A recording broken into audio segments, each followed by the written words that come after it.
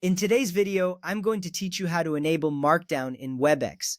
First, let's begin by launching Webex on your device. You can find the application either on your desktop or in the Applications folder on your mobile device. Once you locate it, double-click to open it. If you are using a mobile device, tap on the Webex icon to launch the app.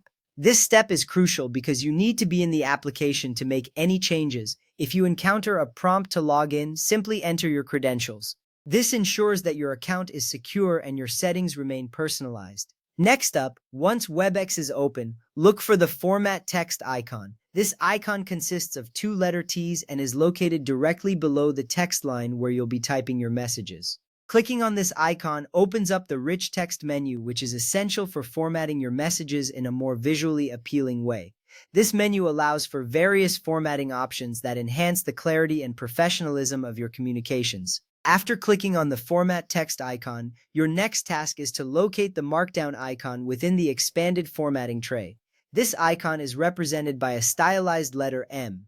Markdown is a lightweight markup language that transforms plain text into formatted text. Finding this icon is important because it is the gateway to enabling Markdown formatting, which can save you time and effort when composing messages.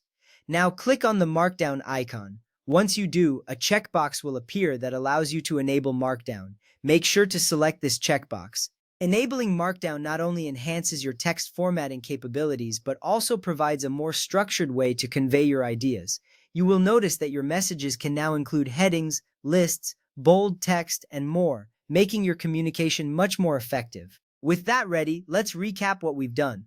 We launched Webex, accessed the Format Text menu, located the Markdown icon, and enabled it.